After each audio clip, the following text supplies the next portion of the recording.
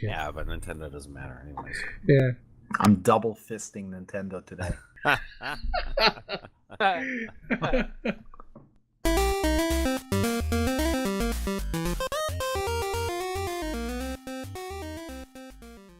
Hey everybody, and welcome back to 4-Player Co-op.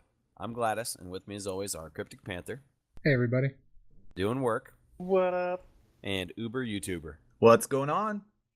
This episode we'll be talking about a ton of different topics, including the new Call of Duty, Nintendo Switch, and a PS4 sales milestone. Also, disclaimer, I am still sick just a little bit. I'm coming off of it now. I'm on the tail end, but I may cough here or there, so bear with us and forgive me. First off, let's roll right into some Battlefield news with an update. Panther, take it away. All right, for anybody that is still playing Battlefield 1, I sad to say that as a fan of the game, I just haven't put any hours in it lately. With the games that I have been playing, Horizon Zero Dawn has taken up a big chunk, which I finally platinumed. Hell yeah! Yes, congratulations. And thank you. And also playing a lot of MLB The Show. So I'm looking forward to getting back into Battlefield. But we're going to talk about the latest spring update, just briefly. They've added platoons. Get ready to team up. We're introducing a wave of platoons. I'm not going to go into great detail because we've kind of shifted our focus from being focused on Battlefield, but I'll drop a few of the tidbits from the update. Besides platoons, they have a medic revive intent, which, in other words, if you are playing as a medic, you can actually point at one of your teammates that have been killed, and let them know, when you spot them, that you're going to kind of come and revive them, so they don't skip the revive. That's a good thing. That is a good thing, because nothing worse than sitting there going, okay, is the medic going to come get me? He's very close. Oh, he's running away. Now he's coming back. Now he's running away. Now he's coming back. So it's like, I don't know what the hell I need to do to skip it or wait. So this way here, hopefully the medics, once you get the good ones, they will spot you and say, I'm coming, and that way you know to wait. And nothing worse is playing a medic and then trying to run after somebody, and just before you get them, they decide to skip and no longer available to fucking revive, and you get killed. Right. So definitely a nice addition. I'll definitely look forward to that when I get back into playing. I'm not going to touch way on this, but they new server administration features, which have been long awaited. Yep. I know the rent a server program kind of got a shitty start, and I know it took a little while to get some proper options for the new server admins, but they've added some new items for them. And so, what else we got here? Oh yeah, we got weapons. They've added 4 new weapons. The Hellrigger 1915 Defense. It's a bipoded Hellrigger, which from the picture looks pretty badass. And this link is going to be in the description, and all this is right in the link. They also added the Seb Slatter. I can never pronounce that right. They had a sniper version of that. The Howitt automatic gets an optical version, and the Martini Henry gets a sniper version. So now they have a scoped Martini Henry. So just more variants on the old weapons then. Right, I was gonna yeah. say, is there any I'm still waiting for something new. But... Well, there was new stuff added in the DLC, but yeah, these are not new weapons, but new variants of the weapons. So they're at least developing more stuff for people to use. And it says complete special weapons assignments to unlock each weapon. So there is more assignments related to these. And they've added, general fixes, and they've patched a lot of issues. They made changes to the way the flag areas and stuff work on some of the maps. To quite a few of them, actually. There's a big long list of changes on maps for operations as well. And they've made some changes to grenades. And I don't know what what their fucking grenade fetish is, but someone over there gets excited, and they just kind of, oh, well, it's the patch coming. Let's make a whole bunch of grenade changes, because we haven't confused the whole fucking population that plays the game yet. Let's make more changes to confuse everybody else. So I'm not even going to really get into them, other than in some of the patch notes they talk about, oh, well, you need to be near an ammo bag now, or an ammo box, to get grenades resupplied. And then 2 lines later, they're talking about if you're getting suppressed and you're not near an ammo bag, your grenade won't resupply. So they've gotten confused me anyways, and I know we talked a little bit pre-podcast about the wording of the patch notes, which DICE has been famous for making weird statements in their patch notes. That language barrier. Yeah, and I'm thinking that possibly it. So there's also, let me see, there was some changes to the way the planes work. Yeah, so they've really done a big pile of changes, and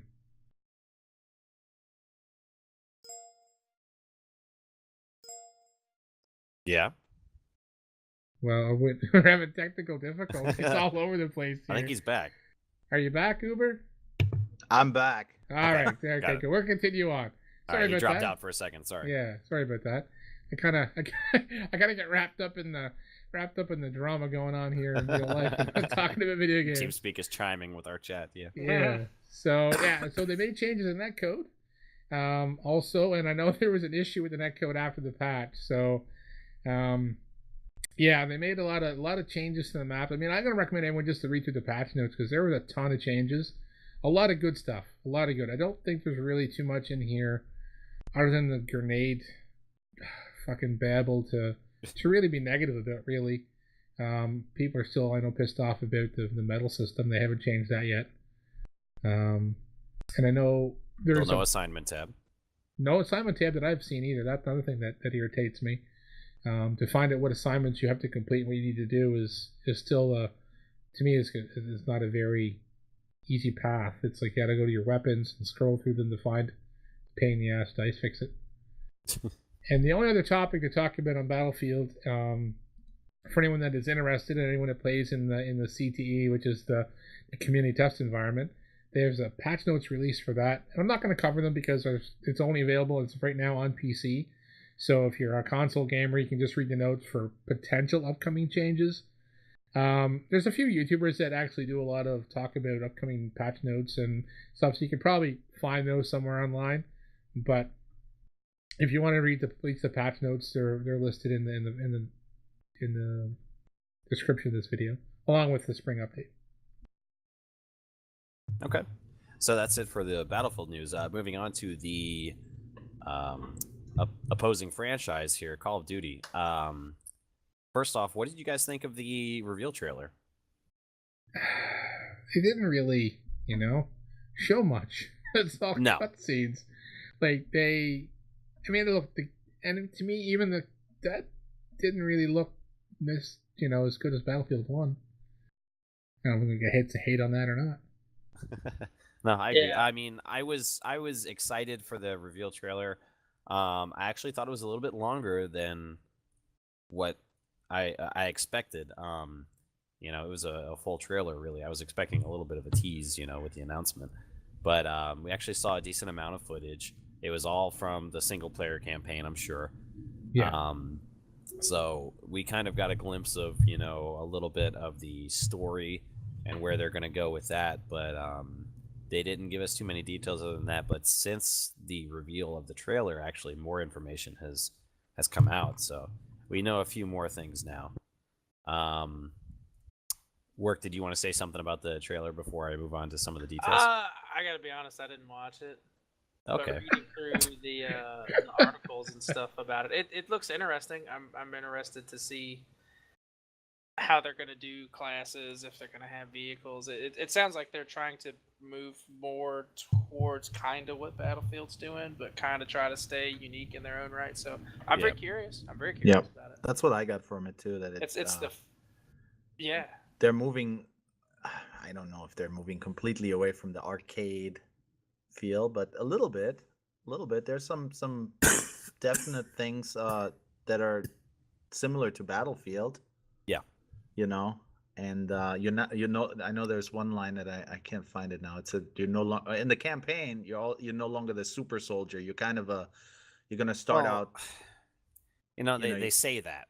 Yeah. But you're also gonna rack up a kill count of 100 plus enemies each mission. I'm sure. So I call bullshit. Yeah. The only thing is, and I'm gonna make a comment on it is and it happens to, it's not just Call of Duty, but it's kind of what been kind of this generation of video games. Whenever they show these teaser trailers or reveal trailers, you want to call them, it always says in-game footage, but it's always in-game cutscenes. Yes. Right. Like, so Yeah. yes, it's in-game footage, but it's not like some guy with a controller It's is not running gameplay. through. No, That's the it's, difference. yeah. I mean, that's the thing. And I mean, someone called them out on that. And I'm thinking, well, every game that does that now says in-game footage. It's always cutscenes. It's never, the first trailer, anyways, usually is never including actual gameplay. It's always classed in-game footage, quotation marks. But yeah, Right. I mean, I'm definitely interested to see what they're gonna do with World War II in this gen.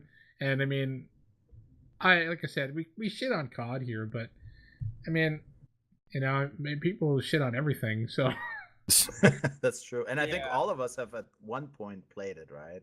we've all yeah, of played course. Call of Duty games. So I mean, And yeah, we've enjoyed it. I mean, at least different iterations of it. Not so much in a more, recently, but the last few iterations have been yeah. yeah, And exactly. general But this opinion's been looks like terrible. a move in the right direction at least. Yeah, I'm you know- definitely positive with what we've seen so far. My only gripe is that with the reveal trailer, at least, like, I wanted to see something a little more definitive on the direction they were going. I know that we just talked about how we kind of see the direction, but what I mean is, like, gameplay wise, Right. in Yeah. more mechanics wise, and how they're changing the Call of Duty formula. Because for me, this reveal trailer, like, as pretty as it is, and it's absolutely World War II, you can feel it. But my gripe with this trailer is that if you've ever seen a World War II movie, or if you've ever played a shooter set in World War II, you've seen every single frame already. Yeah. Exactly. I mean, it's been done. So Yeah. done and redone multiple times. So I mean, I was hoping that they weren't going to come out and replay the trailer for Saving Private Ryan, and that's what they did. right. But I mean, they So- gotta build hype around their campaign, right? Well, and I mean, I would say Call of Duty has the rare ability to not really have to build hype from the ground up. Call of Duty is one of the biggest franchises in the world. They don't have to start from scratch anymore. yeah, but after the fucking hose and they took with what is it, Infinite Warfare, the one they just came Yeah. out? Yeah. After their fucking hose and they took in from the general public and even the media on that flaming train wreck. Yeah. I figure this is like, well, then we need to come out with this. And I'm not saying they haven't had this plan for a long time. We talked about that last podcast. Is we didn't think this was Battlefield 1's a hit. Let's make World War II. Right. I'd say this has been in the pipe for a while, and they just they probably were happy when Battlefield 1 was got really good reviews and a lot of hype. So it's just something else for the older the older games, the World War II games or non-modern war games to come back. So. But I think they're really, I don't think we're going to see much till E3, which E3 is just around the corner, really. So, but Right. I don't know what I wanted to see from the trailer, to be honest. Well, like I said, I wanted to see. Excuse me. I wanted to see a little bit more of, like I said, how they're changing the framework of how Call of Duty is going to be played and experienced. Like we have been told now since the announcement trailer that it's going to be a more personal story, and as Uber mentioned, that you're not going to be a super soldier. So I mean, it's a very, very, very familiar setting, and the danger that they have in doing that is they're just going to be potentially retreading old ground, and that's not what the franchise needs to do. They don't need to return to the roots and follow in the same tracks that they themselves, as the franchise Call of Duty, have already done, as well as countless others, between movies and TV and games and everything. I mean, World War II has been repeated over and over and over and over in so many different iterations. So I think that they missed an opportunity, at least a little bit, on the announcement, and not telling us how this is going to be a different World War II game. Right, and like I said, and I mean, Call of Duty's always really pushed hard on their multiplayer. So, and we never even got a tease of that at all. Yeah. Mhm. So now some of the details that have come out afterwards in interviews and stuff has taught us a little bit about the multiplayer, and how there's what seems to be classes. Now they say, and this is directly from an article on Game Informer, which we have a link in the description of the video. It says that players enlist in armor, infantry, airborne, and other divisions, and grow their character out from there. So it seems like there's some classes. Those are called different divisions, I guess. Part of the multiplayer ecosystem revolves around a mode known as War. It's Axis versus Allies battlegrounds, places such as Normandy. There's a headquarters function, which is a way to socialize and interact with players outside of matches, kind of like the Tower in Destiny. And they actually, just after the announcement trailer, they were doing an interview with some of the guys from Sledgehammer. And they showed a very, very, very brief teaser, just a couple seconds, and it was a camera coming up over the edge of a cliff, and slowly coming into focus was a beachhead. And on the beach, was a ton of troops and supplies and everything like that, and it looked almost like a forward operating base. So I'm wondering if that's where the social aspect takes place, is kind of like I said, a forward operating base, where there's going to be a lot of supplies and people moving around, and that would be a kind of an organic way, for people moving in and out of the place. I think that would be cool. I like that idea. Like a launching point. You gotta load into the launching point before you get into the game.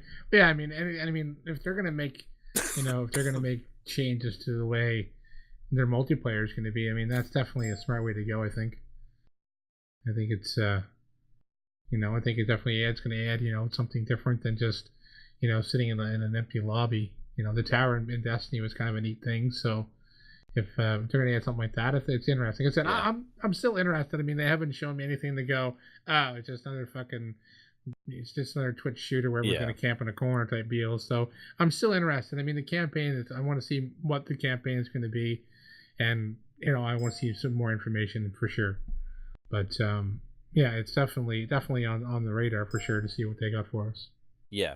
And I'm sure, I'm positive, with it being Call of Duty, that they're not going to completely rewrite the book on how they do matchmaking and everything. I'm sure there's going to be a quick match. You don't have to do this social aspect if you don't want to. But what I'm hoping for is that for the people that do want this social aspect, that you can sit kind of on this beachhead and, have your guy or whoever, just hanging around or doing supply stuff.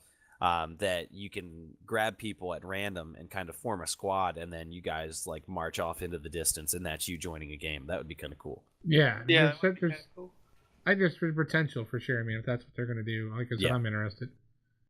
The biggest question that I'm going to have is servers, because up until now, Call of Duty's always been locally hosted. Yeah. Whoever has the best connection is the host for the game, and that's been a big gripe. I mean, we used to joke about it a lot.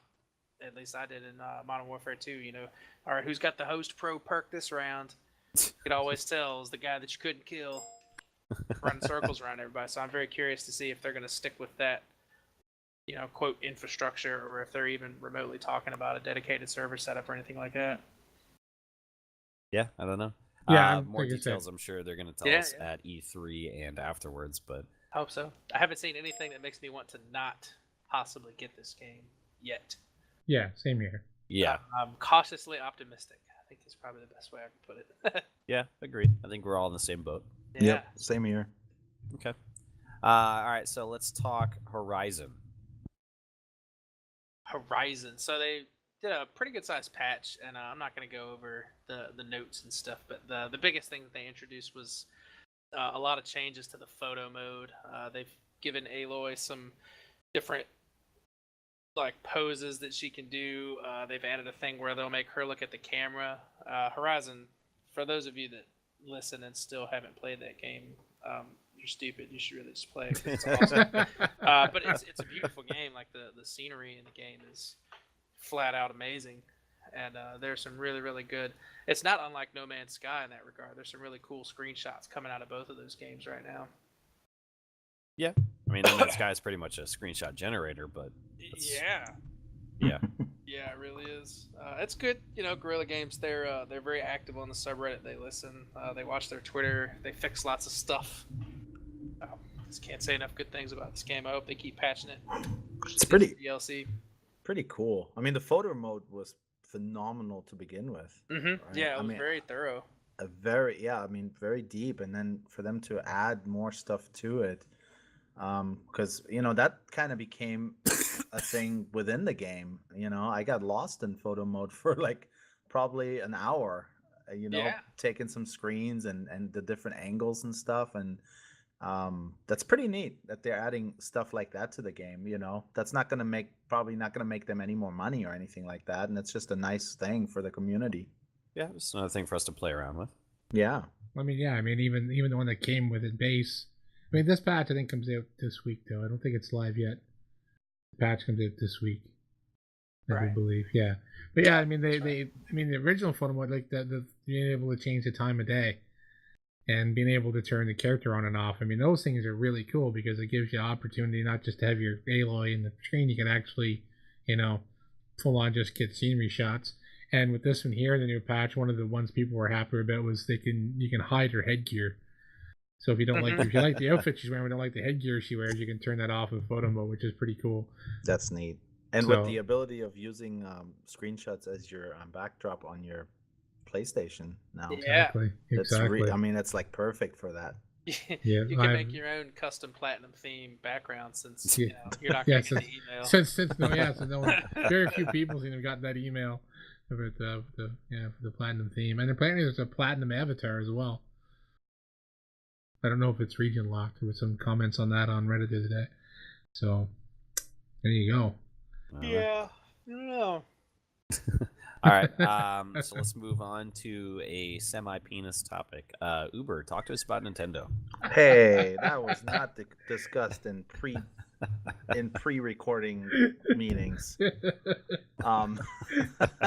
So apparently Nintendo spoke out on supply issues, and they admitted that they sometimes get it wrong. This is according to the Verge. Newsflash here. Newsflash. This is according to the Verge.com. We're going to link that in the description as well. Pretty much Nintendo is saying, we lay out a plan of what we think a system is going to sell. How many we stock units. half of it. We slash that in half. No, in all seriousness, they come up with a plan according to them. Now, whether we believe it or not, they come up with a plan of how many they think they're going to sell. And obviously, sometimes those numbers don't quite add up with the amount of people actually running into stores trying to get these consoles. They also added a thing that's kind of interesting. I guess that the different systems do not alter their supply really. The 2DS or 3DS and the Nintendo Switch are not related as far as production is concerned. Although they have some similar components to it, I'm just assuming they're probably using different vendors, right, to make these systems, so they're not really affected. There's not going to be shortages, but there are always shortages. Yeah. And whether that's just a hype thing, they're trying to create the hype, or not. I mean, that's kind of what I'm thinking. I don't know how you guys probably No, think I the same, think right? we all agree. I think pretty safely Yeah. for our it's- discussions that we've all had. It seems Nintendo artificially limits, like they purposefully only put out a few, and then when they Mhm. sell, we suddenly get all these news articles. Oh my God, Nintendo's sold out of this, and it's such a Right. success, and it's a massive hit. But they're selling out at lower numbers, so I'm not Right. impressed. Yeah, and let's face it, we're at this day and age, right? Nintendo, the systems they're bringing out aren't these groundbreaking new technology. This new technology, you don't need blood diamonds. You don't need to obtain blood diamonds to make these things, right? And I mean, for example, isn't this just a Nintendo 3DS XXL? right? Isn't that all the Switch is? Isn't it a 4XL 3DS without the 3D? Isn't it? Right. Too many acronyms. Right. Yeah, But if you look at other companies and other devices and gadgets and stuff, supply seems to be pretty plentiful, right? I mean, like the Samsung they've just brought out a new series of phones, and I went to the store last Friday, I just picked one up. They had them readily available. It's not like you'd have to fight a crowd of 3,000 people to try to get one of 12 that were in the exactly. store. So Exactly. I mean, Nintendo's been famous for this since the Wii. You know, it's and I mean it just makes no sense that this seems to be their commonality is here's a Nintendo console and we have 12 of them for 4 million people. Yep. Great. We sold all our consoles. You know, the demand is high. People are reselling them at crazy amounts of money because they're that. Yeah, because they're not available anywhere. It's like they okay. There's hype for their console. I'll get it. I mean, there's Nintendo nostalgia, and I'm not saying everything they make is crap, but I mean it's just kind of the same old thing with them. And it's funny. There's lots of copies of the fucking games for everybody, but no consoles to play them on. Yep. So how do they produce 42 billion copies of games but only 12 consoles? Well, this specific article is about the 2DS XL. Is that right? Yes. Okay, Yeah. so this is, as far as I remember, like concretely, this is the third out of stock thing that we've had from Nintendo.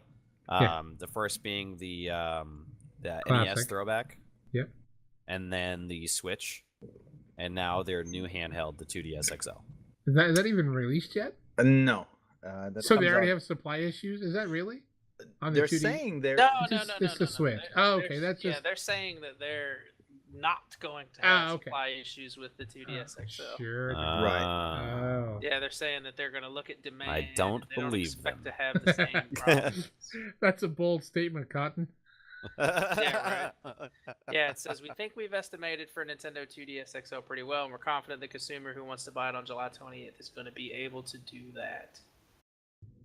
And in all fairness, the Switch, although it was sold out on, I think, launch day, it's been available. I mean, it's been around in stores. It's not like the Nintendo Classic, the NES Classic, that really just disappeared.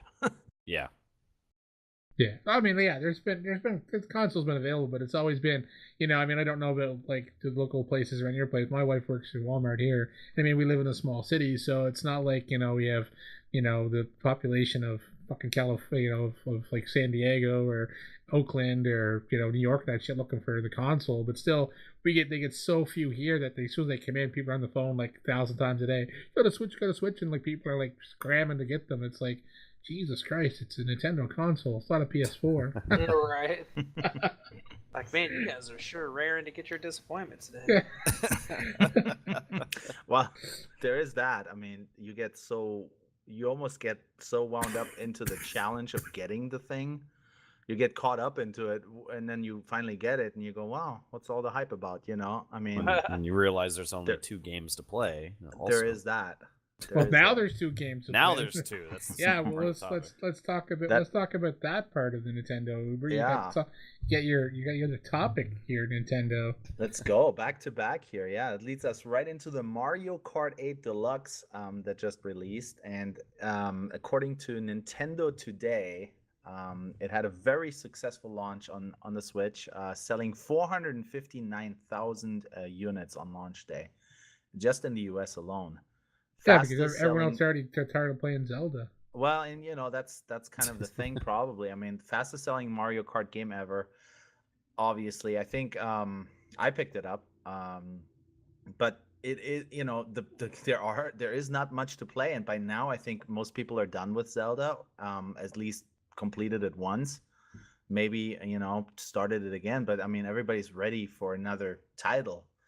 And Mario Kart 8 looks nice. It looks really nice on the Switch. I've played it. I played a lot with my son. I mean, it looks very nice.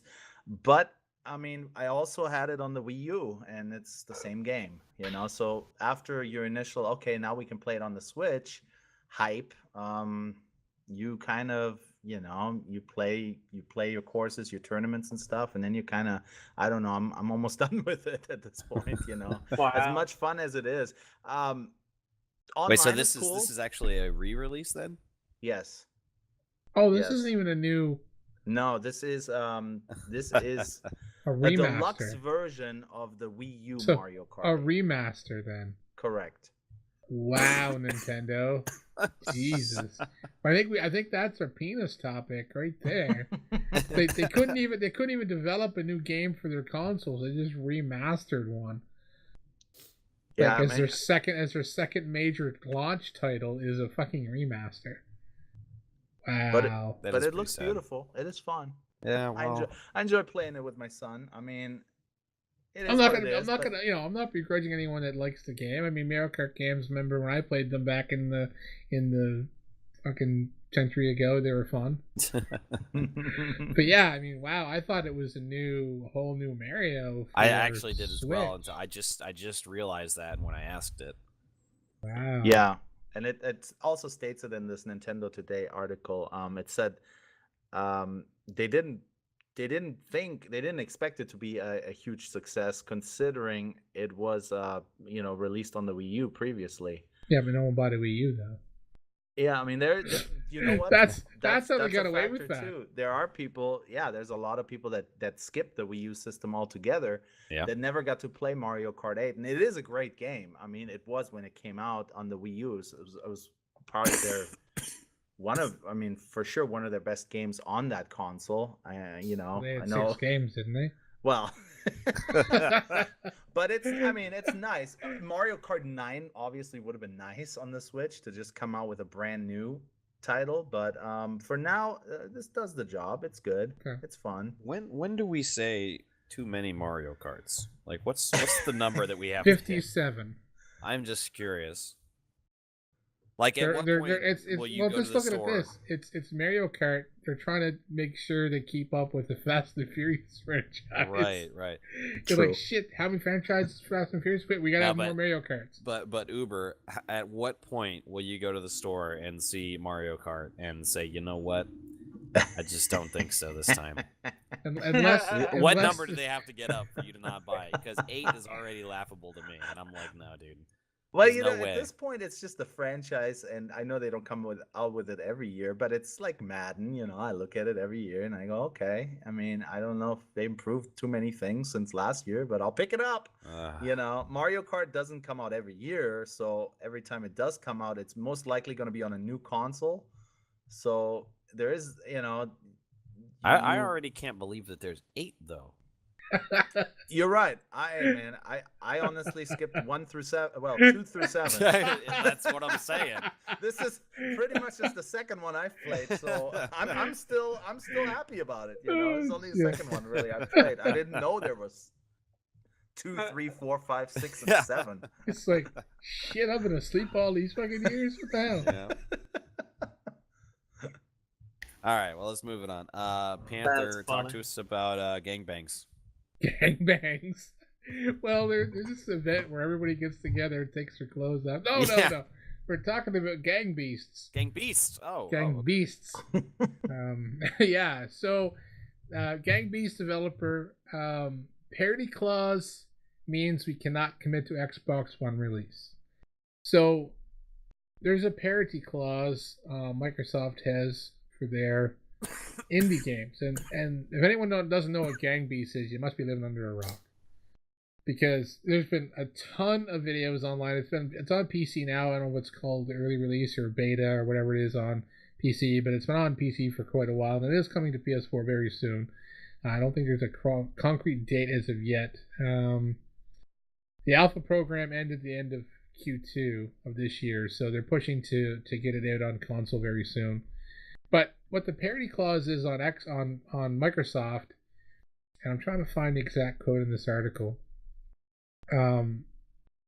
What it is any indie developer that wants to put their game on Xbox, they have to. It says here, the parity stipulates that indies are only able to release games on Xbox One if it's simultaneously with versions on other platforms. It's worded really weird.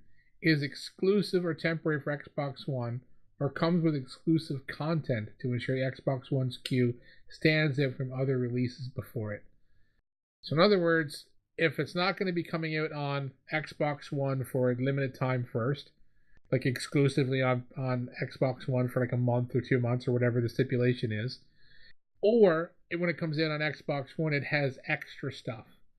In other words, you pay the same price for it on Xbox One as you do on PS4, but the Xbox One version has the characters, maybe more characters, or more levels, or more accessories for characters type deal. So in other words, they say if you're an indie developer, you have to give us more to put your game on our console. Yeah. So Kind of a dickish move. I think it's a big fucking dick move.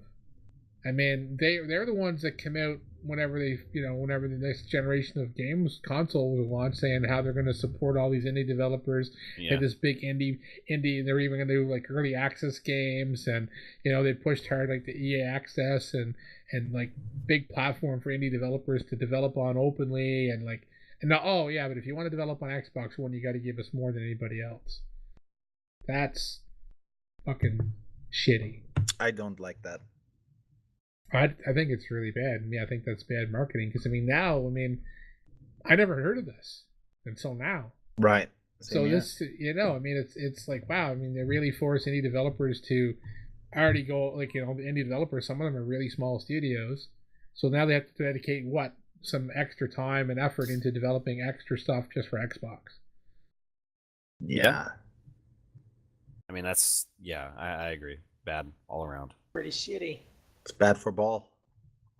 Yeah, like it says, they ultimately we're the ones that, the consumers are the ones that suffer.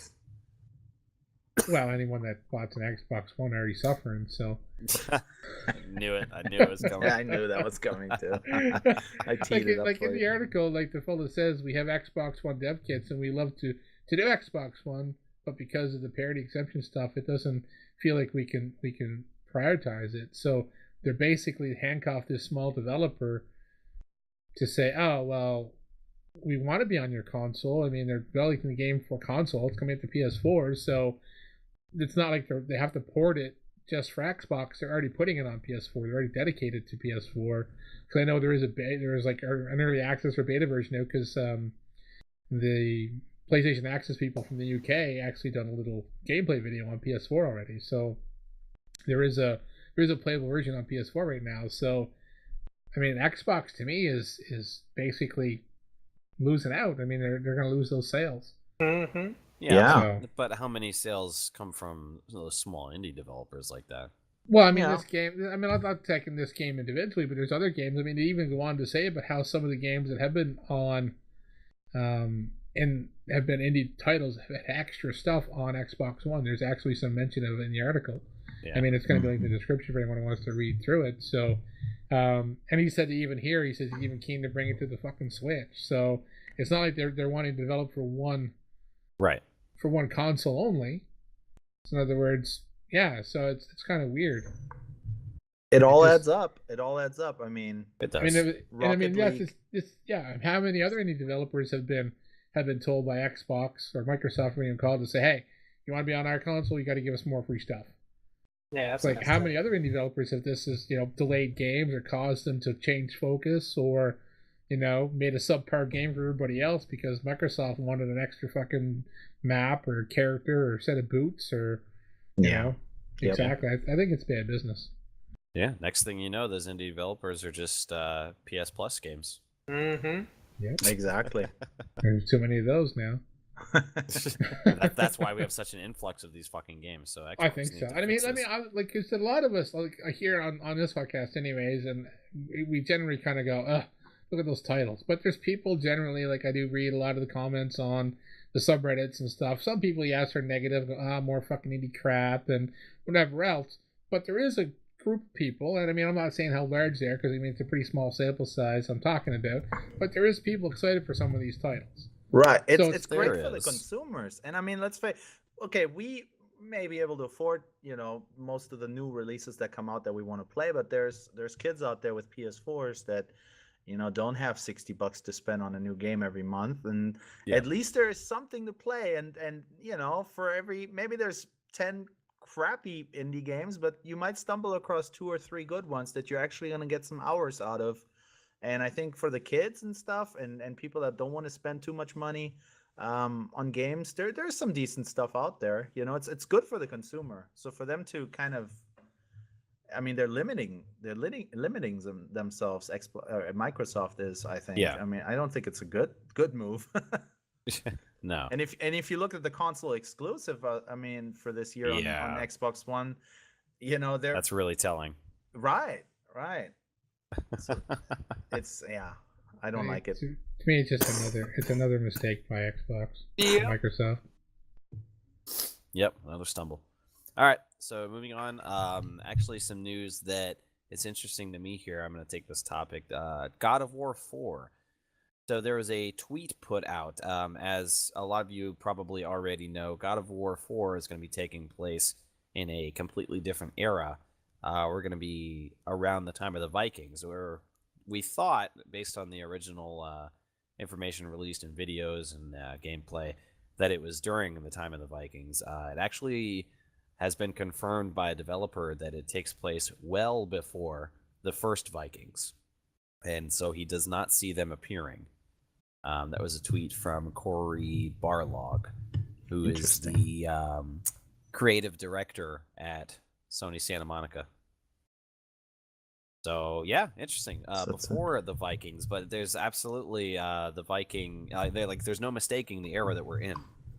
So yeah, it's definitely the era of, but yeah, or seems to be anyways. But I mean, what other kind of history pre-Viking do we have other than the previous Greek God of War setting? So yeah, I'm very curious to see, because God of War, for as much as it was an action brawler bloodfest, it was really story driven.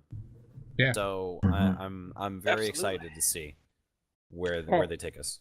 Me me too. too. I'm This, excited to see more. this is going to be one of those games that's just going to look beautiful, probably. Oh, yeah. On they're gonna. I'm sure they're gonna announce. They're gonna show more off at the Sony presser at E3, right? Yeah. Yeah. Oh Of course. yeah, and it's gonna be. It's just gonna look beautiful. You just know it's gonna look gorgeous. Yep. And another PS4 exclusive. That's right. Yeah, they're for first party Sony. That's Santa Yeah. Monica. I would say just this one is easily better than the Xbox exclusive that we have for 2017. The list. Right. Cuphead, man. Forgot about Cuphead. Yeah, you always Cuphead. forget about Cuphead. You can't be Yeah. forgetting about Cuphead. That's how he gets you. You forget about him. Slides under the radar. Yeah. Run up on you. You at least expect it. All right. Let me see. Who is this? Work. Talk to us about the PS4 Milestone. Just hit a big number. That's Or right. it's about yeah. to. Yeah, we've either recently hit or are very close to hitting. Sony is to having 60 million sold PS4s, Awesome. which is a stupendous number. And to kind of put that into perspective for people, I think we were talking pre-podcast, and it took the PS3 8 years to get to 80 million, and we're at 4 years on the PS4, so it's well outpacing the sales of the PS3. And I think I read somewhere that that's roughly double right now. The PS4 is at about double of what Xbox One sales are. Yes. Xbox One sales are at 33 million. That's the thing too. We still have how many more months before it's really 4 years old? The PS4 it came out in what, October, Yeah, November? because it was November or December. Yeah, something like October, that. November, yeah, whatever it was. It was so fall. So we still have a few months of sales before we actually hit the 4-year anniversary, and we're already pushing 60 million.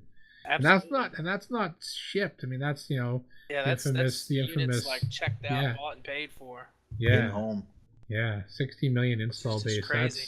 Fantastic. That is, yeah. But then, I mean, and that goes back to the God of War thing we were talking about before. You look at the Microsoft exclusives and the things that they've been doing, and then all the Sony games and the things that they have been doing, and it's no wonder. Like, the proof's in the pudding. Yeah. Oh, definitely. I mean, the titles, and I mean, yeah, okay. I mean, sure, there's a lot of multi-platform games that are playable on both and look great on both and have a fan base on both. But when you talk exclusive, yeah, I mean, just blow Xbox out of the water. Yeah. They have It would be very really interesting dropped if the there ball. was a poll done of all, or even a large chunk of PlayStation 4 owners, and if the question was asked, like, why did you get this over an Xbox One, or I'd like to know what the percentages of people that were like, oh, for I got it for Uncharted, I got it for Last of Us, I got it for something that I got it for part of the experience that you couldn't get from the other side. Yeah. Mm-hmm. I'd be very curious to know what that number is, or even how many numbers like, hey, I had an Xbox 360, but I saw that I couldn't get this game, so now I have a PS4 because I can have that game.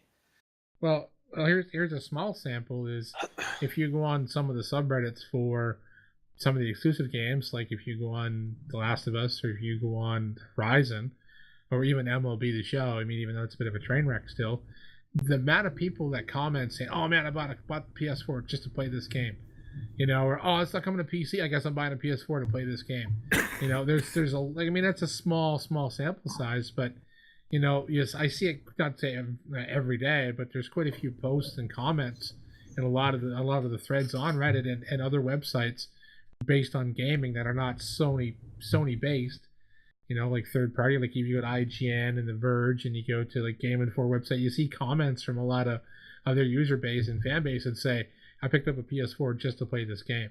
So I don't, not that I follow much in the Xbox market, but I can't imagine there being a lot of people making those same statements. No, there can't be. Yeah, I mean, the only case you can make for Xbox, which I've made on this show before, is the EA access. And this is not really Xbox. I mean, Microsoft's doing, aside from them kind of stumbling into that gold mine. That is one thing that Sony, I guess, they kind of crapped the bed on that one. They declined EA access for the PS4. Yeah. They didn't see the value in it, and I do think that is just a phenomenal subscription service. And that is the one thing you could make a case for. But as far as exclusives, I mean, PlayStation 4 is just, Yeah. Well, even Oh, if you say it's a very small percentage, if you're talking, under 15%, which is a small number, it's definitely an absolute minority. But if you say 15% or even 10%, right now you're talking 6 million, 9 million. right. It's a big. And if you swung those off of that and put it onto the Xbox, all of a sudden it's scary close. Yeah, it's a big number. That's a big if you number. dropped that to 50 million and those 10 million did, you'd be talking, Yeah. even closer. So, I mean, Xbox really, we say Microsoft, but I mean, we'll talk the Xbox division because, I mean, Microsoft is not just console, they also have the PC market as well. But yeah, Right. Xbox exclusivity, it blows me away that they either they're holding back titles stupidly or, they're banking on hardware sales to make them the beast, and I think it's a big mistake. We've talked about this before, so it still just blows my mind. They need a Horizon. I mean, they need that kind of game. It seems like they've given up on getting those exclusives, those console sellers. Oof. I don't know. That's They got Halo Wars 2 coming. But see, that's my thing. Like I think myself and a lot of people are just tired of those franchises. Yeah. Give us a Horizon. Do something like that. Well, that's just going to come out. You say that, but you just bought Mario Kart 8 remastered. Hey, we moved on from that topic. We're living it has now. to be said, though. Yeah. Valid point. Oh, That is a valid point. But you know what I mean. I mean, it is possible to invent exclusives still, as we saw from Horizon Zero Dawn, and I think that's what they need to do. Give us something new. Give us something that people are going to get excited about and possibly buy the console. They had two big titles for Xbox One, and if you can name them, these were hyped at their E3 conference for their console as exclusives. And they were hyped to be, this is like, they were hyped to be console sellers. I'm like, can you name the two of them? I can't. I can name them. I've never played them. I don't know of anyone else that does. I've seen one gameplay video of one, and the other one I didn't care for. No, off the top of my head, I can't name them. Sunset, Xbox One. And those were launch? I'm either launch or close to launch titles, but they were hyped on there. They had like big gameplay videos and trailers during Gears of War. Outside, no, because Gears of War came out afterwards. One of them's probably a Forza title. Well, okay, outside of Forza, I should have said, because that's a given. Yeah. Yeah. The other two titles that were not, that were console exclusives, that were hyped to be because they're on Xbox One. Only way to play them. What were they? I got nothing. Recore and Sunset Overdrive. Mm-hmm. No idea what Recore is. I remember hearing about Sunset Overdrive. Yeah, that exactly. Rings a bell, exactly. But just like vaguely. Yeah, I mean, there was like, I mean, the Recore, the gameplay trailer or the in-game footage trailer they showed, it's like a little robot that goes around. Can't remember the whole logistics of it, but it was like you're this robot and you had to go and like either find parts for himself or the robots or whatever. And the Sunset Overdrive was that like the parkour guy jumping around like zombie-ish. Yeah. You know, Oh, I remember seeing So, the trailer. yeah, and it was kind of cartoony, but I mean, like, hey, I mean, it looked like it was something like, you know, fast-paced, kind of fun game to play. But I don't know if those games ever went anywhere. But that's the thing. I don't remember them as being perceived really well. You know, like Exactly. No. They pushed Horizon. them. I didn't pick it up on launch, and I kind of just heard people talk about it. And I own both consoles, and like I just kept hearing people talk about Horizon, how great it is, including you guys. And then I picked it up, and sure enough, it's amazing. And I think a lot of people, like, you know, even if you don't pick it up on launch, it's what happened, how the game actually is. It's you know, Yeah. Well, the hype, yeah, it's I do definitely remember not just Sunset hype. Overdrive. Yeah, the the hype. after hype and the after, you know, the after reviews and the after popularity. Yeah. Did it hold up? Oh, big time. You know, Horizon's amazing. So the other games that I mentioned, you know, I don't even know how I remembered them, but like I said, I remember them being kind of pushed as not really. I'm not saying console sellers, but you know, only available on Xbox One, so they're exclusive flagship titles. Yeah. So and all of a sudden it's like, where the fuck does anyone even talk about them anymore? Right. Same as that war game, like the medieval war game. What the hell was that? Was that not a launch title? Rise. Rise. What the hell Yes. happened to it? Not much. Yeah. Yes. So there's been so I think much. it was viewed as good, but not Yeah. great. So I mean, where's Rise 2? Where's the sequel to that? Where's the people look at The Last of Us, and then whenever Last of Us 2 got revealed at that PlayStation presser, the fucking world went like bananas. Yeah. You know, People were in tears. yeah, like people were losing their fucking minds. Yep. I mean, the internet was on fire. I mean, America, the internet didn't go down for the whole fucking planet because people were losing their fucking shit. If you think of you know the Xbox conference, they announced Rise 2, would that happen? Or Record 2? No. Or Sunset No. Overdrive 2? Or you know, like Halo Wars 2, which has already been announced. Like it's just so Cuphead 2. It's Cuphead 2, the search for the saucer. It's just Cuphead 2, such what's in the cup? regret, Regret, yeah. buyer's remorse. Hurts. So enough of shitting on poor Xbox. I mean, personally, like I said, I own it. I'm in it for EA Access at this point and Forza, and Well, that's and- all I and- turned the console on for. That's it. Another thing that I thought was a gimmick, and I think time has tested that well, is the Kinect also. I know we're straying off into ad-libbing here as well. Mm-hmm. We didn't want to talk about any of this stuff, but while we're here, another thing, Kinect I feel has been abandoned. It's dead. Oh, big time. It's dead. Yeah. I mean, just like the PlayStation Move.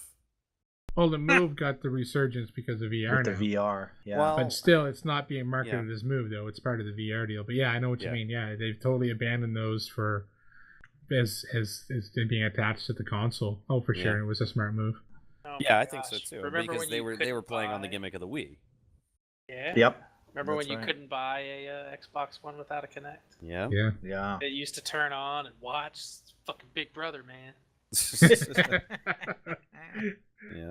Dude, I have a Kinect for the Xbox 360 in my house somewhere. Like I don't know where it is. But it's here. Use it as a It's in the doorstop. building. Yeah, it's probably not holding the Prop up the door. Use it to beat your Throw kids. it at the dogs. Yeah. under a broken leg of a table or something. Force your kid to play with it for punishment. Right. Go play Connectables. No, come on. Now, 10 minutes of Connectables. It's that, or you got to do some laundry. Connect 4. Yeah, I'll do the laundry. Yeah. Can you just spank me? Can you please just spank me? Can you not feed me for 3 days? I'd rather get beat for 10 minutes than play Connect for 10. It's terrible. Stupid Microsoft. All right, let's move on. Uber, talk to us about the new NBA Jam. Yes. So NBA Playgrounds is going to come out on, what is it, May 9th? This coming up Tuesday. $20, $19.99. It's going to be available on PS4, Xbox One, Windows, PC, and the Nintendo Switch. So this is a game for all consoles, which is awesome. Is that No, I got American price or is that Canadian? that is American price. So Ah, you're looking shit. at So that's like $1,400 $70, Canadian. yeah, Canadian. Fuck. Yep. Sell a kidney. You're gonna have to refinance that car already. God That's damn. right. God damn. Fuck. So I've gotten actually a chance to play it on the Switch and the PS4. It looks better on the PS4. It looks good No on doubt. both consoles, but it looks better on the PS4 for sure. As far as features, there's going to be online play, online head-to-head. There's an offline tournament mode, which you got different venues to play in, and you got to beat 4 opponents on each venue to move on to the next venue. As you do that, you unlock packs, just like on all the Ultimate Team card collecting game modes. You earn the packs, though. You do not buy them. You cannot purchase them. As far as of right now, you can't, at least, which is nice. It doesn't seem to be a microtransaction based game, unless good. they bring that in later. Yeah, but for now you can earn the packs. As far as gameplay is concerned, I'm really enjoying it a lot. It screams NBA Jam. It screams an updated version of NBA Jam. It's got all the same kind of quirky dunks and special effects, with the ball being on fire and exploding into the net and all that kind of like over the top stuff. But it's fun. It's 2-on-2. I think everybody can get into it. My son's playing it. He's 5. I got my girl playing it a little bit, and she had a good time. So it's not just for basketball fans, and it's kind of a market that EA has kind of abandoned. They haven't. I think they own the rights for NBA Jam. Actually, Electronic Arts does, but they abandoned that, as well as NBA Street, which was a title a few years ago, and people seem to like those titles. And so we got a new one. Developer Saber Interactive is doing it. That's their first sports game, I think. This is all licensed, so does EA have anything to do with this at all? EA has nothing to do with it, no. But it is Okay. an NBA licensed game, yeah. So they had to shell out whatever that cost, to the NBA to license this game. That's why I thought maybe it might have been like. It's not published by EA though, is it? No. It's not. Okay. No, maybe it it's might have been published. completely wow. on their own. Saber I don't Interactive. know how an indie was able to afford the NFL or NBA license. Excuse me. Yeah, that's a good question. Because that can't be cheap, I would imagine. No. Well, But yeah. if- I mean, I just mean we don't see many competitors, indie or otherwise, to the major sports franchises. Well, being an arcade style game though, I mean that's kind of they're in for it. But yeah, that's true. Right. it's odd. Yeah, it's odd that it's not has anything to do with EA. That's kind of strange because isn't it EA? Well, who else does that? Isn't there 2 NBA 2K. games now? 2K. 2K, but NBA yeah. is not exclusive. Unlike the No. NFL, exclusive to Madden, Right. where they own the exclusive license. The NBA, they can strike deals with anybody. That's why you see so Okay. many NBA mobile games on Yeah. the market That's true. also. Well, yeah, and the guy that's true. here, what's his name?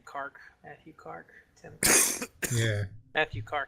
He says in the article here that he knows a lot of the people. It says it in here somewhere. He knows a lot of people involved with the NBA, and he thinks that's a big reason why they were able to. Yeah. Kark said he was shocked that Saber pulled it off, and he believes he was only able to do so because he knew the right people at the league. I'm assuming he's talking about the NBA. Interesting. maybe. So it sounds like Yeah. the dude has an in. It also says in here that they flew out to 2K Studios and sat down with the president of developer or whatever at 2K and pretty much told him, like, look, we're not trying to compete with 2K. This is a completely different style of experience. Like, we don't want any of your pie. It's just the licensing. Like, everybody can chill. Huh. Smart That's- move. Which is very That's a interesting. very yeah, 'cause smart that's move. going to keep 2K from trying to do something Yeah, comparable. because they which will they push would them out have of the space. pull to be like, shut this down. Mhm. Right. Exactly. Yeah. Smart Or move. they could just hire some dudes and come up with something similar and push them out of the space. Yeah. Yeah. Yep. So here's a chance, Uber, to plug your channel for anyone that's listening that's not already subscribed That's or right. watch any of your videos. Since Yeah. there is gameplay, go ahead. Yeah, I've been uploading quite a bit actually. Uberyoutuber on YouTube if you want to check it out. But I'll even link the channel in the description Oh, under what a this guy. article. what a How about guy.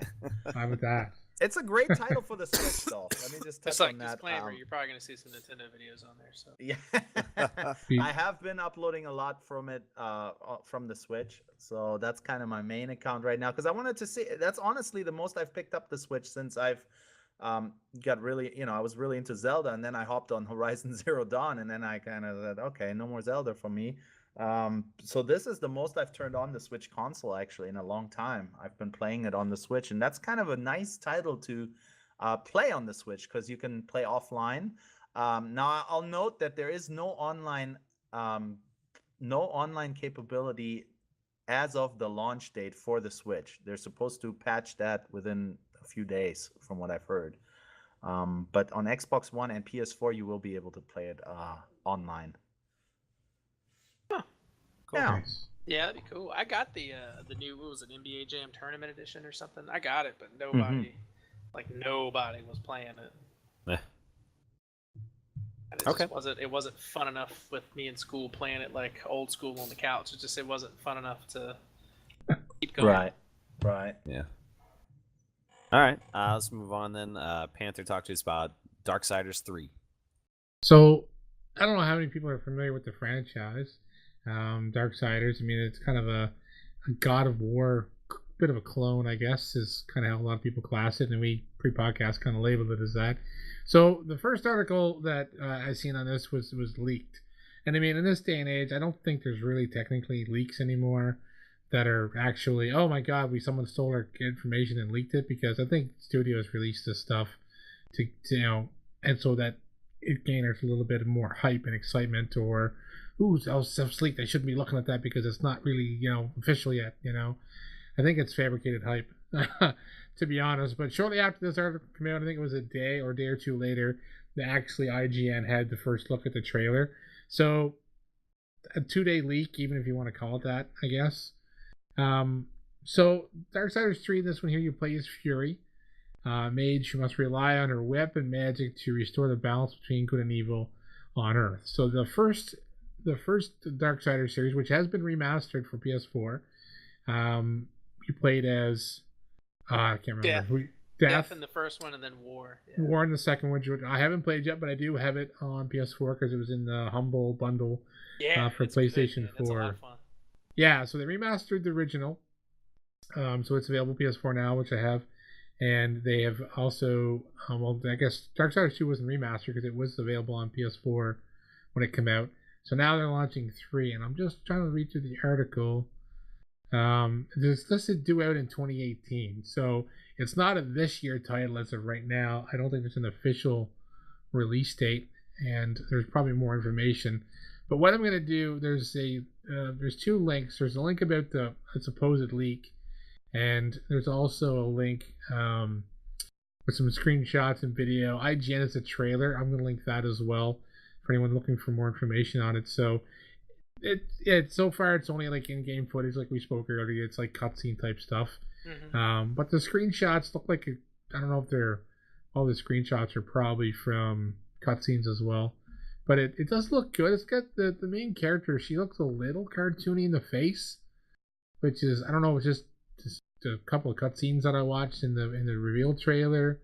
But it looks good. I mean, it looks like a Darksiders game, like a God of War-ish, post-apocalyptic world, gods and stuff, gods and demons. So yeah, I'm definitely looking forward to seeing some more footage and some more information on it.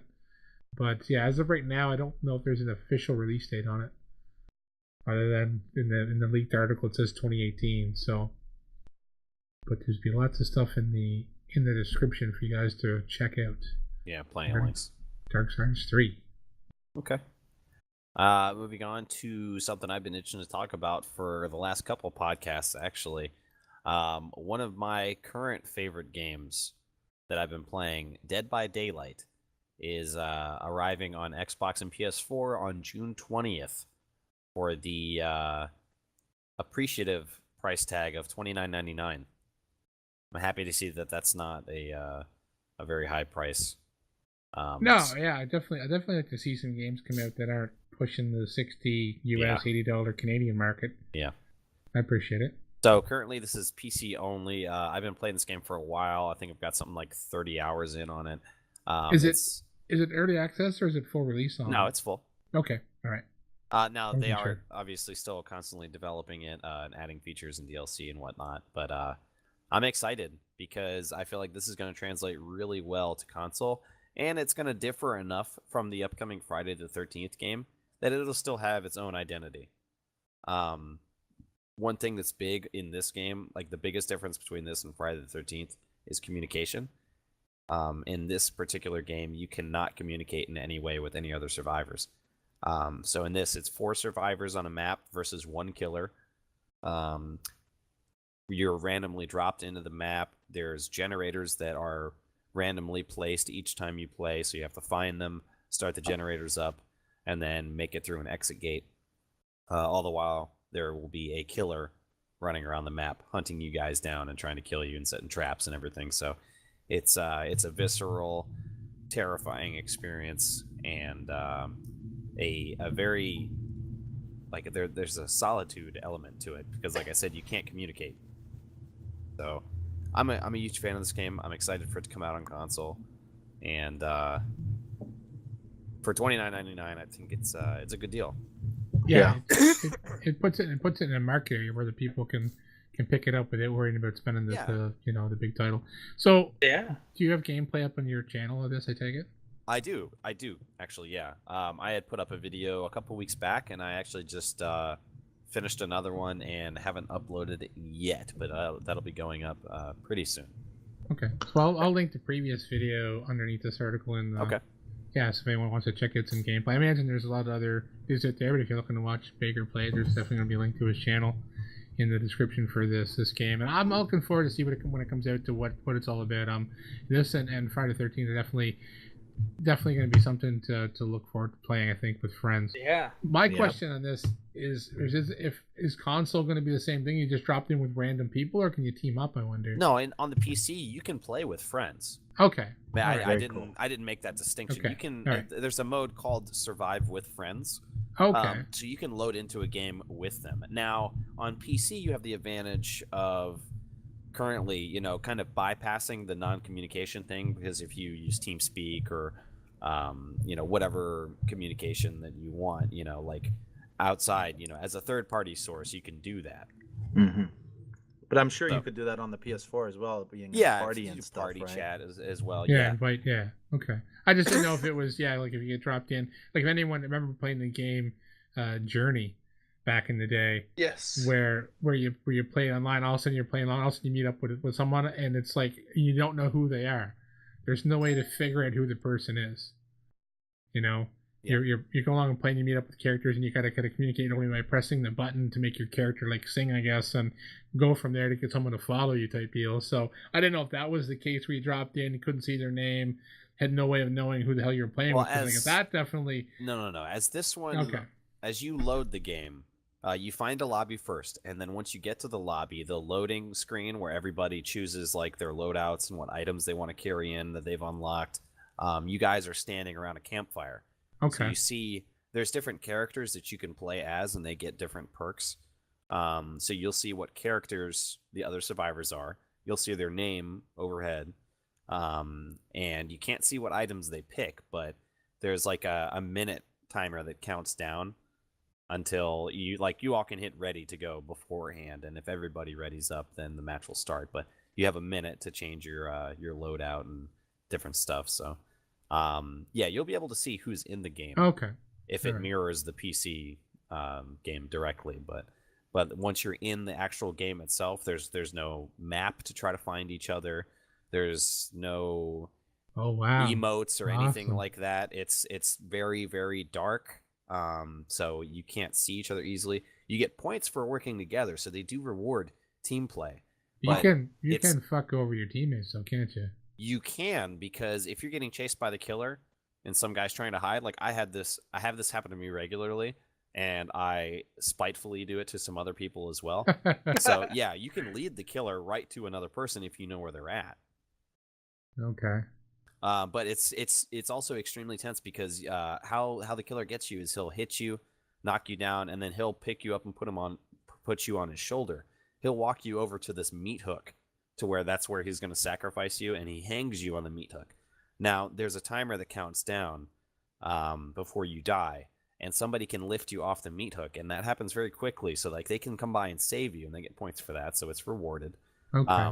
But you see where all your friends are, like they're highlighted once you're hanging on the hook, so you can see if someone's coming to get you, which is a cool thing. But the tense part, and this is like really really nerve-wracking and stressful, is that if the killer decides to camp and hang around your hook, your friends don't know that he's there. And you can't tell them unless and you you're can't playing tell it. them. And the only way to know that the killer is near you, the only indicator, like as a survivor, the only indicator that the killer is near you is the sound of a heartbeat that starts going. Okay. So And there's different killers, right? Too. Yes, different killers, and one of them goes invisible. So Shit. fuck me. Damn. Man. Yeah. Definitely sound like they put a lot of work and thought into. They did, and Yeah. it's not a perfect game by any means. There's certainly a lot of improvements they could take, but I think the basic formula that they have is fantastic. It's a very very unique experience. It's very fun, and I think it's going to translate really well to console. And like I said, it's different enough from the Friday the 13th game that there's still going to be a market for this particular brand of like a horror survival co-op thing. Cool. So, I'm really definitely- excited. Yeah, color me interested for sure. Okay. There's another game that's out now for PS4. Talk to us about that. Work. Yeah, this is a game developed by Hi-Res Studios, who also does Smite, which is a MOBA. It's big on the PC. I mean, they have like Smite World Championships. There's spring and summer leagues. It's a big deal on PC. It's kind of big on PS4 and Xbox One. But they have this game. It's a team-based shooter. I call it a hero shooter because it's very, very much like Overwatch. If anybody listening has played Overwatch, it's called Paladins. I think it's open beta right now, free. Yeah. Yep. In typical Hi-Res fashion, they offer lots. You can buy like a Founders Pack for probably $20 or $30 or something, and that'll give you access to everything forever. As far as characters and stuff like that. But I watched the video on like the PlayStation Store where you select a game and it just starts playing this background video, and it looked like a lot like Overwatch, for sure. a lot. I mean, some of the characters had the similar enough mechanics, or I'd see whatever the knight looking guy is and be like, oh yeah, well that's clearly a Reinhardt. I mean, he puts up a mobile shield. It's very, I don't know, it struck me as very rip-offy of Overwatch, so I'm gonna pay attention and kind of see if there's any tension between Blizzard and Hi-Res here. Well, I played a bit of the Overwatch beta, and I didn't really get into it. I did watch a little bit of early gameplay before it was released beta on console. And I mean, yeah, it's one of those hero-based shooters with specials, and I was like, it's kind of interesting. And I played. I didn't really get hooked on it. A lot of people did, and I mean, hey, good for you. But yeah, when I watched the Paladins video, I'm thinking, is this not just Overwatch? Like, yeah, different it looking literally character? looks like a reskinned Overwatch. It's because pretty. The guy with the shield definitely. And then the near the end, you get the ones that like it looks like kind of like a demon knight. Doesn't he have like a revolver? Like Yeah. Well, it's like funny because there's a like dark spirit character named Reaper on Overwatch who has 2 shotguns and teleports around, and he looks like a ghost. I'm like, oh my gosh. So I need to watch some more videos and see if there's like if the game modes are the same, like if it's payload movement or area control or anything like that. It's gonna be very interesting if like even the game modes are a clone, so to speak. Yeah, definitely. Like I said, from that trailer that plays, or the trailer was available on. I think it's linked in the blog, in the link that's in the description for this topic, and I do believe the trailer's there as well. And to me, I mean, that's the first thing I got. And I don't even play Overwatch, and that's what I saw. So. Oh my gosh! Yeah, I'm looking at their webpage now, and there's a payload game mode, which, escort a payload, defend. Yeah, so that's totally the same. What else we got? Objective points, capture point. Yep, that's very similar. Yeah. Although it looks like they have a straight up TDM mode as well, which Overwatch does not have. Actually, you actually don't even pick game modes on Overwatch. You just you just go into a match, and some of the maps are payloads, and some of the maps are like almost like what's that game mode in Battlefield where you'll capture a point and then you have to defend it for a certain amount of time, and then you move forward to another point. Oh, yeah, that one. Jesus, yeah, put me on the spot. Yeah, it's very much like that. So it's either that or move a payload to an objective, or defend the payload. Depending on which team you're on. It's a very simple game. Very simple game. So they're already touting this as an esport game as well. Yeah, well, I mean, At the bottom of that the PlayStation blog, it says, "Want to prove you're the best in the world? Visit our esports blog to learn more about Paladin's console esports." And take part Might in be a little ahead of themselves. I mean, they're in a beta right now. It's a little presumptuous. Yeah, I think so. A little presumptuous, but at the Jesus. same time, like I said, they have a very, very hugely successful esports game already in Smite. So maybe they're Banking on that. confident, I guess, or banking that a lot of the Smite crew is going to come over. But I don't know how I feel about that, because MOBAs and hero shooters are two like wildly different types of games. Yeah. And there's not very many people that I know that are really good at both, that can jump back and forth. Like if you're a professional level MOBA player, you're probably not competing in the finals for like a shooter championship. Like there's such different style of game. Oh yeah, for sure. Okay. Yeah. Moving on, our last topic here, Hot Shots Golf. Uber, talk us through it. Oh, and it's a good one.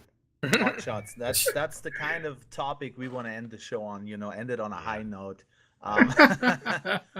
There is a new Hot Shots Golf on the horizon, so that's good. I've been a fan of this franchise, actually. I don't know. Did you guys ever get a chance to play Hot Shots? I played Hot Shots played on PS2 or 3, PS2 maybe, and it was fun. It was like a cartoony, kind of quirky, fun little golf game. Like it wasn't the serious side like the Tiger Woods games. It's Right. kind of like Mario Golf for PlayStation, kind of. It struck me as like the go between the original Wii Golf and something like a Tiger Woods. Yes, Yeah. It was a little more definitely. structured than Wii Golf, a little more realistic, but it wasn't like a fucking simulator.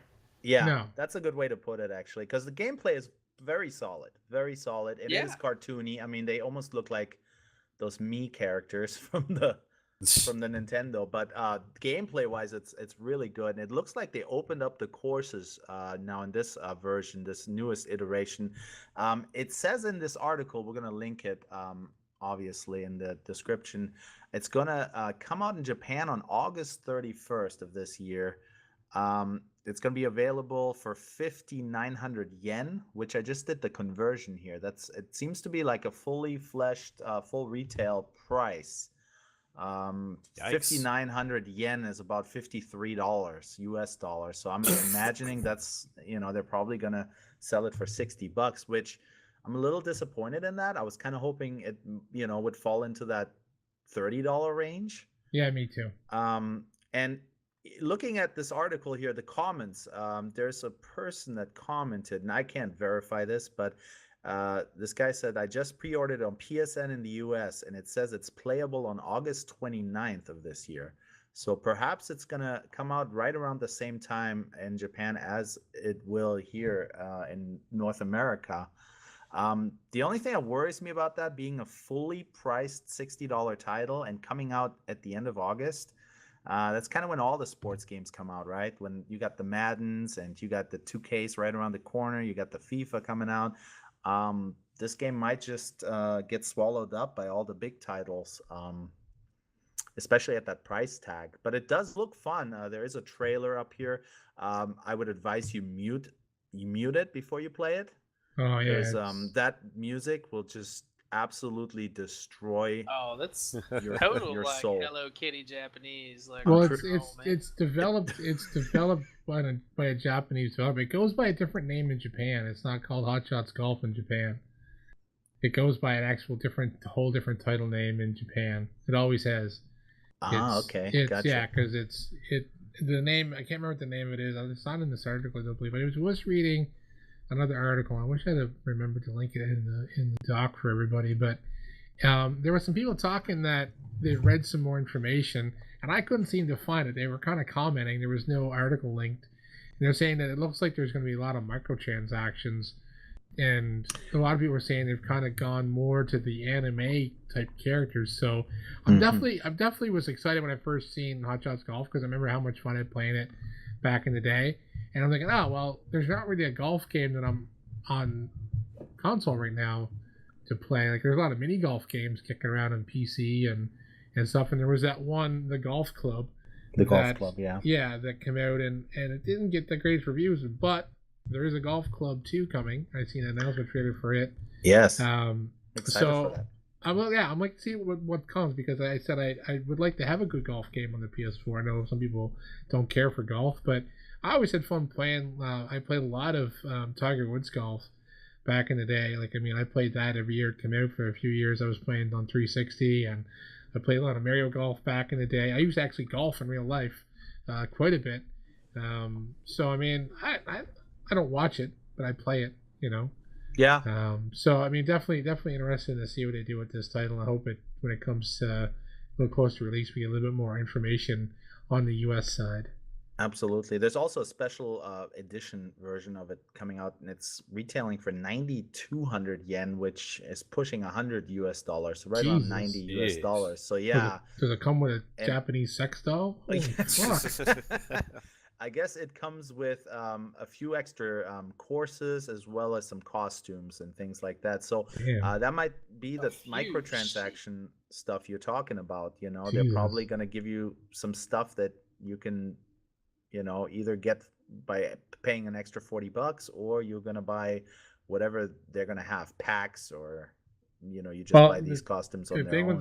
The thing with Golf Club 2, and I mean, we're not going to go right depth into it because, well, I don't have an article to link, but there is for everyone else to read today. But there is it's a massive course creator, and all the content that was created in the original Golf Club is actually going to be working in Golf Club 2. So there's already a shitload of user created content and courses that will work in the new one. So that's amazing for that game. So yes, I mean, if Hot Shots Golf is going to be a full cost retail title and include microtransactions, that's going to be a hard sell for a lot of people. I agree. So, like I said, we're not. I don't know, like, it's not a hot topic for us. It's not like we're going to be, we got new Shots Golf information, you know, just burning to be talked about. But if we do get more information, we'll try to touch on it, or at least throw a link in the description of the next podcast or two if any more information comes there for anyone that is interested. You know, absolutely. I mean, like I said, there's nostalgia behind it from the old days of PS2, PS3. So. There is, and it's a PlayStation exclusive, right? I think Sony owns the license for Hot Shots. I do believe so, yes. Yeah, so actually Microsoft. Reading through the comments here, somebody else made a great point to introduce Sony characters to this game would be kind of a neat touch, you know? If they had Nathan Drake in the game playing golf, you know, or Dante or Solid Snake, Kratos, you know, it'd be pretty neat. That'd be hilarious. Imagine fucking Kratos playing golf. Yeah, right. Yeah, you miss the pot and he whips out the fucking the chained wheels and whatnot. They just fucking mows down all the trees and shit. My problem is that'd be the fucking microtransaction. It'd be like $22.99 to buy fucking Kratos. That's I right. think I'd probably, I hate to say it because I'm not even a fan of golf, but I would probably pay to see Kratos just nail it into the sand and go, Athena! Yeah, right. It'd be pretty cool. That'd be awesome. Yeah, that would be pretty good. Developer, if you're listening, I can't say it in Japanese, but make it happen. That's right. Oh, they're listening. For sure. All right, so that's going to wrap it up for this 4-player co-op podcast. Thank you guys so much for listening, and sorry for all the coughing. I tried to minimize as much as I could, but I got some in there, so my bad. If you guys have any questions, any comments, let us know. You can comment on the YouTube video, find us on SoundCloud as well. Tweet us at 4-player co-op live. And all the links to everything that we've talked about is going to be in the description of the video as well. So thank you guys so much again for listening, and we'll see you next time on 4-player co-op. Later. Auf Wiedersehen. if you live in Chicken, Alaska, eat a dick. And take it easy as well.